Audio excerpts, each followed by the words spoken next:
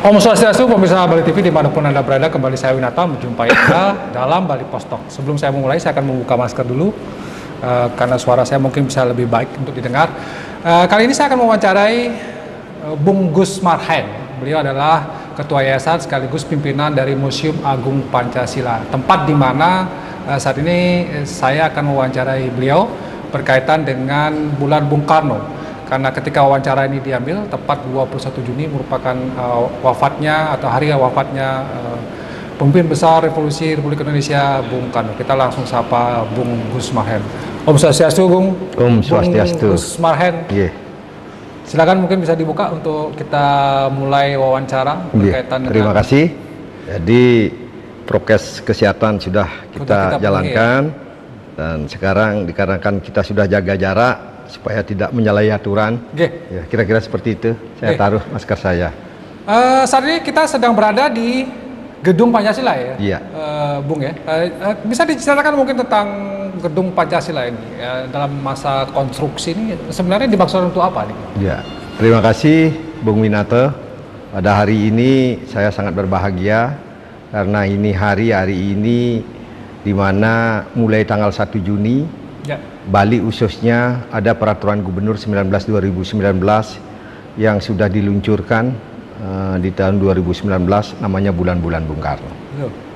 Dari itu sebagai warga Bali khususnya dan sebagai warga Indonesia pada umumnya dan termasuk masyarakat dunia, patut kita mengenang jasa-jasa pendiri bangsa kita, Bapak Proklamator dan sekaligus si penggali Pancasila.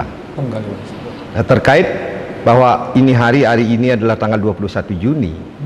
Ya, di 51 tahun yang lalu tepat pada tanggal 21 Juni 1970 di mana sejarah mencatat, artinya fakta dan peristiwa ada baik lewat visual video maupun foto-foto yang ada bahwa si bapak bangsa itu mengakhiri akhir ayatnya yang namanya wafat pada tahun tersebut dan tanggal maupun bulan itu.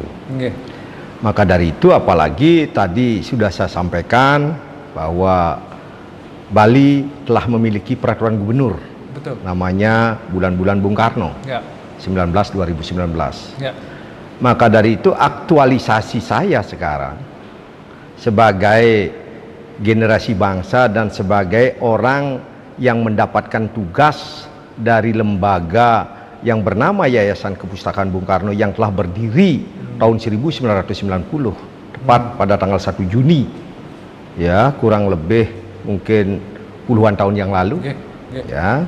Maka dari itu saya sangat bangga bahwa sekarang ini walaupun belum selesai tetapi saya menganggap diri saya sudah sukses.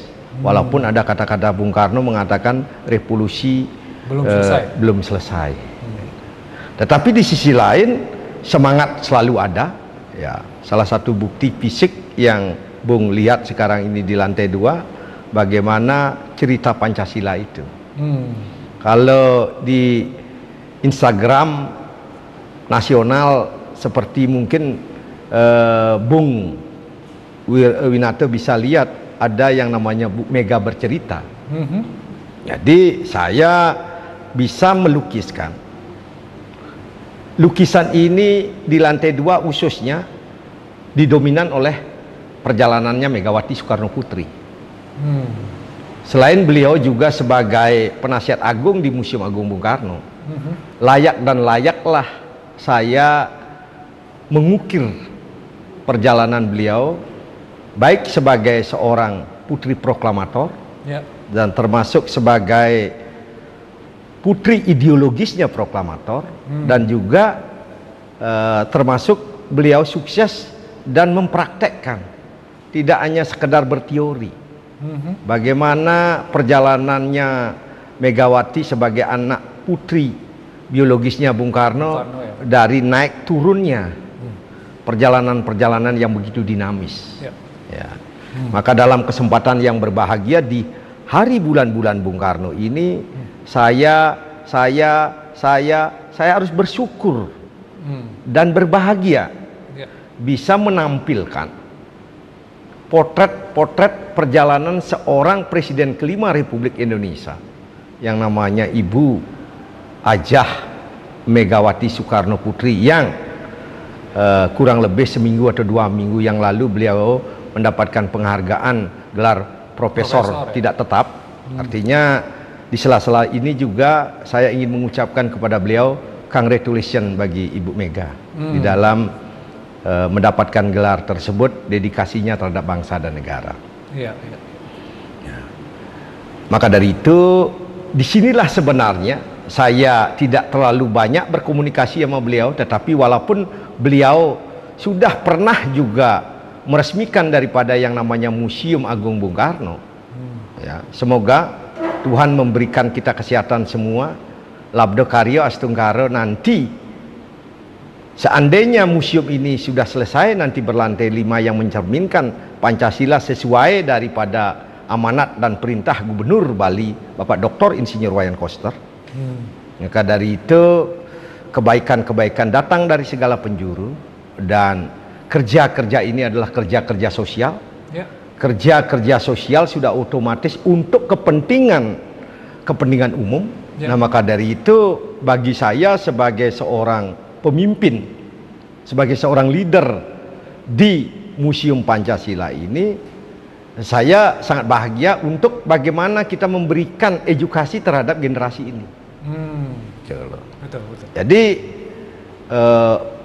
perkutatan yang terjadi, apa yang kemarin banyak terjadi, apa itu namanya undang-undang BPI, rencana undang-undang BPIP dan lain sebagainya, itu sebuah proses. Tapi yang jelas bagaimana dedikasi, kalau bisa saya visualkan lagi lewat lukisan yang sekarang ini saya suguhkan kepada generasi bangsa. Megawati sejak ada di hamilan rahimnya ibundanya yang namanya Fatmawati, yang dimana beliau terlahir pada tanggal 23 Januari tahun 1147. Udah jelas memperlihatkan bagaimana di sana diceritakan oleh ibundanya bahwa petir, mendung, guntur dan lain sebagainya mengguncang alam ini pada waktu itu.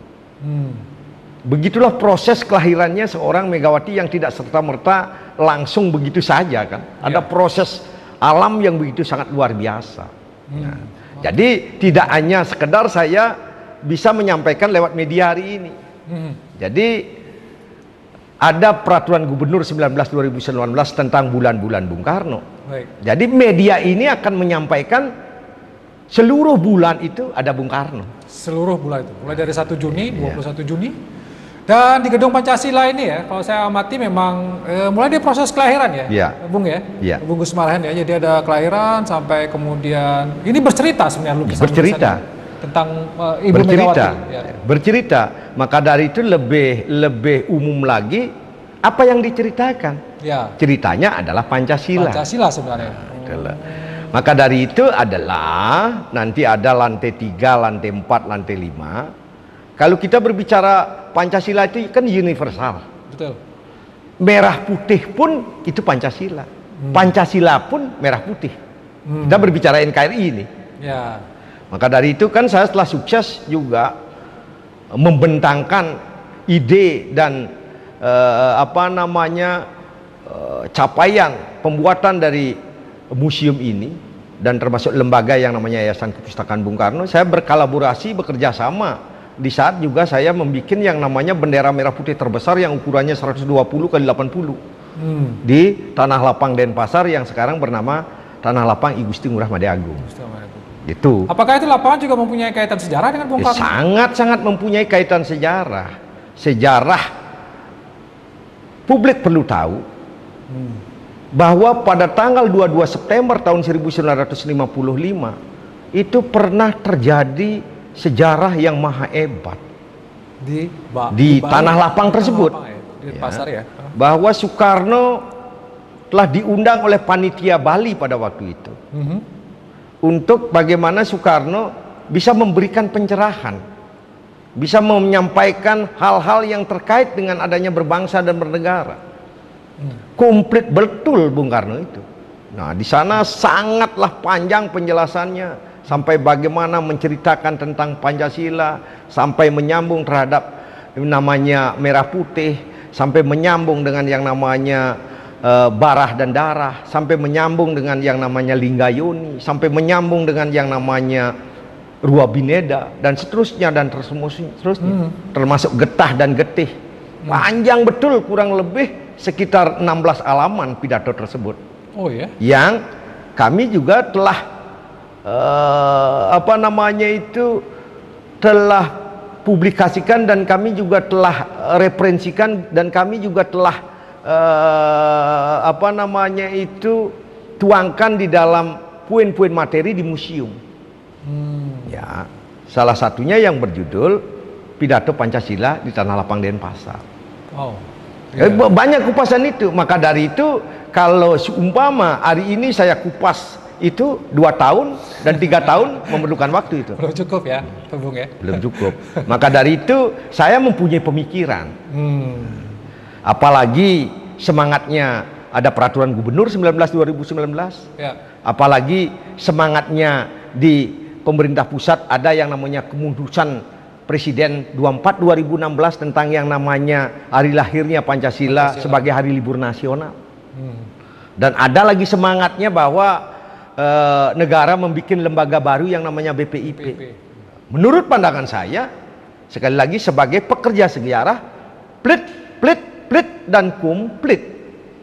Nah, sekarang apakah pemerintah khususnya di Kota Denpasar ini mempunyai goodwill, mempunyai keinginan, sekali lagi mempunyai goodwill, mempunyai keinginan nggak untuk membangun atau membuat hal itu?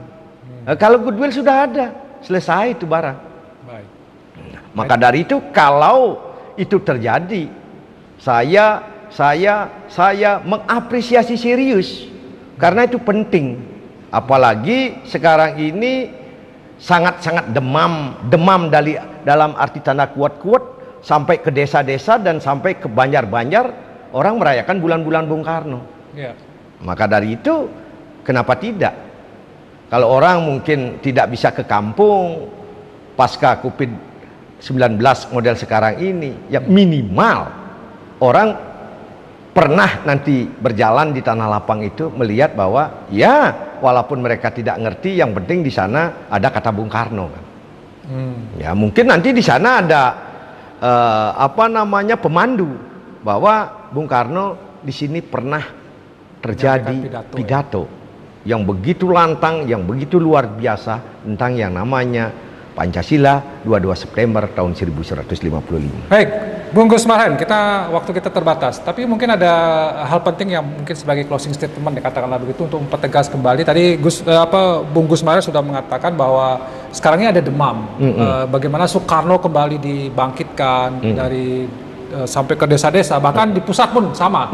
Ada patung Bung Karno yang dibangun di mana-mana. Nah, bagaimana Bung Gus Marhen berharap kepada terutama generasi muda ini yang mungkin agak melupakan sejarah siapa Bung Karno?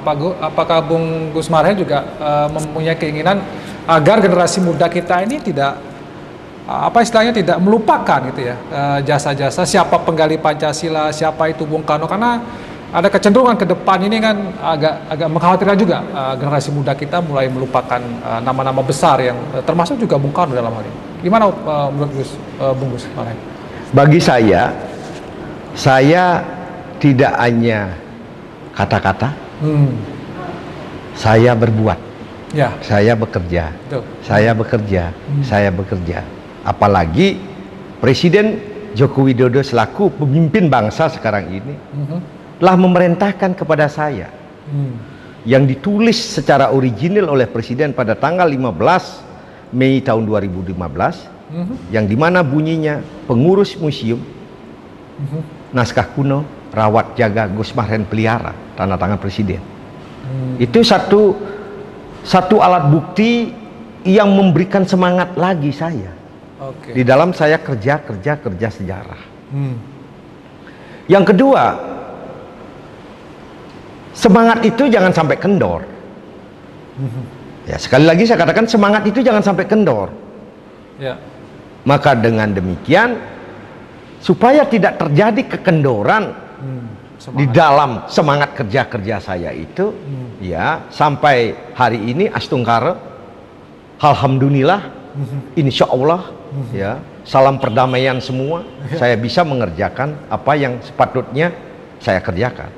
Salah satunya adalah ya, apa yang sekarang ini katakanlah hal-hal yang terkait dengan berbangsa dan bernegara, ya, tatkala sudah membicarakan Bung Karno, bagi saya sebagai orang yang ada di lingkungan pengkajian ini, supaya sudut pandangnya itu memang betul-betul ilmiah dan kajiannya harus akademis, ya, salah satu faktor variabelnya harus fakta fisik di dalam kita berbicara tentang sejarah. Kalau itu yang tidak terjadi, ya omong kosong. Maka dari itu, kalau kesempatan yang berbahagia ini ada publik yang mengidolakan Soekarno, disitulah titik hadir saya sebagai pekerja sejarah. Tidak hanya sekedar berbicara komersial, melainkan saya dengan lapang dada.